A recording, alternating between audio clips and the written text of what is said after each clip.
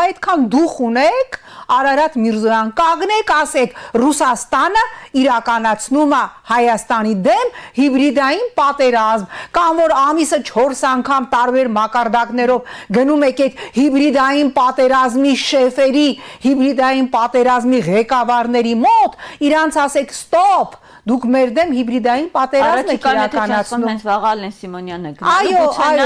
դե հիմա սպասենք տենանք, օրինակ Ալեն Սիմոնյանը, որ մեկնում է հիմա Ռուսաստան, ինքը խոսելու է Ռուսաստանի կողմից Հայաստանի դեմ իրականացվող հիբրիդային պատերազմի մասին։ Ես շատ ուշադիր Ալեն Սիմոնյան սպասելու եմ, որ այն ինչի մասին Ստրասբուրգում լալա հառաչ ասում էր Արարատը, որ հիբրիդային պատերազմ եկեք փրկեք եւ վախենում էր տա Ռուսաստանի անունը, ի տարբերություն Արարատ Միրզոյանի, դու կգտնվես այնքան դուխով, որ Ռուսաստանում կասես Ռուսաստան կամ քո գործընկեր Մատվիենկոին կամ այն մյուսին Դումայի նախագահին կասես, որ դուք մեր դեմ իրականացնում եք հիբրիդային պատերազմ